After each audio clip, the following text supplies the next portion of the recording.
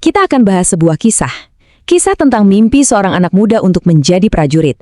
Dan bagaimana mimpi itu justru berakhir menjadi sebuah mimpi buruk yang tragis.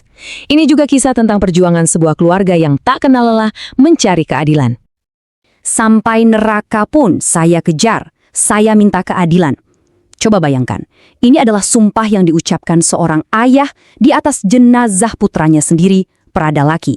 Seorang prajurit muda yang meninggal bukan karena peluru musuh di medan perang, tapi karena siksaan dari rekan-rekannya sendiri. Jadi gimana ceritanya semua ini bisa sampai terjadi?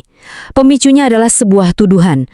Tuduhan yang sangat serius, tapi kalau kita lihat nanti, ternyata dibangun di atas fondasi yang luar biasa rapuh. Nah, ini dia yang katanya jadi bukti untuk menuduh Laki sebagai LGBT.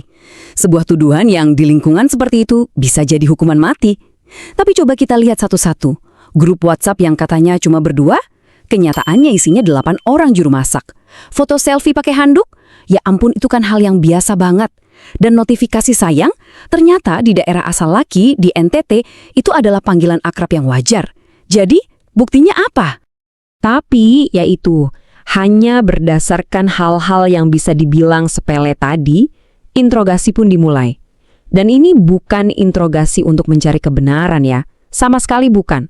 Tujuannya cuma satu, memaksa adanya pengakuan lewat kekerasan.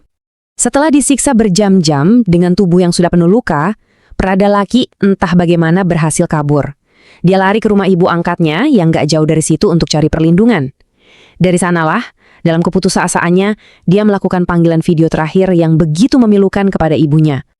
Lewat layar handphone, dia menunjukkan semua luka bekas pukulan di tubuhnya ke sang ibu. Suaranya terdengar begitu pedih. Dan ya, itulah saat terakhir ibunya bisa berbicara dengan putranya sebagai orang yang merdeka. Nah, disinilah ceritanya jadi semakin menyakitkan. Pihak militer menghubungi keluarga Laki. Keluarga yang kita tahu sangat menghormati institusi ini. Mereka diberi janji.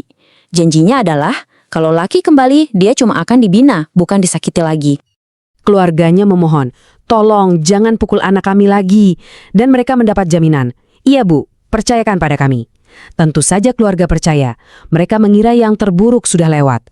Dengan kepercayaan penuh, mereka mengizinkan Laki dibawa kembali ke batalion. Tapi kepercayaan itu dikhianati begitu saja. Bukannya dibina, penyiksaan yang diterima Laki justru menjadi berkali-kali lipat lebih brutal. Ini bukan lagi ulah 1-2 orang, tapi sudah jadi serangan kelompok yang sangat keji dan sistematis.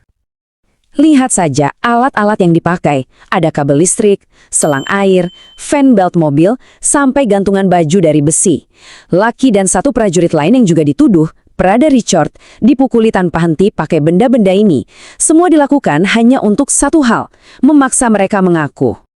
Di bawah siksaan yang sudah nggak bisa ditahan lagi, mereka akhirnya menyerah.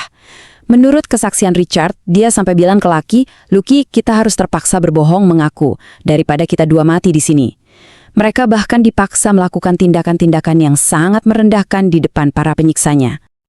22. Bukan 1 atau 2.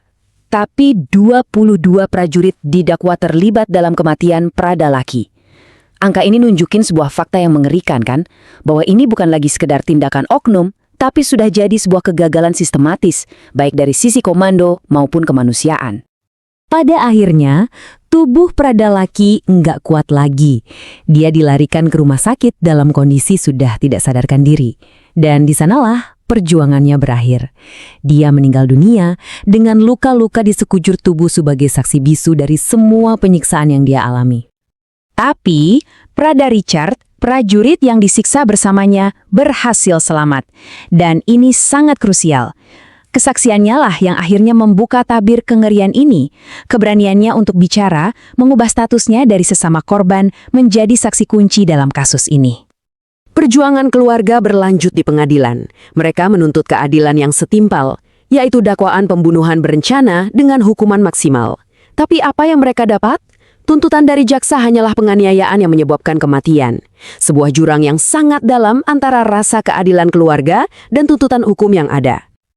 Walaupun risikonya besar, sang ayah tidak pernah gentar. Dia bilang, anak saya yang baru jadi tentara saja siap mati. Apalagi saya, bapaknya, saya akan korbankan semuanya. Dia benar-benar memegang teguh sumpahnya untuk menuntut keadilan bagi putranya, apapun taruhannya. Kisah Pradalaki ini jadi pengingat yang sangat pahit tentang bagaimana disiplin bisa dengan mudahnya berubah menjadi kebrutalan yang tak terkendali.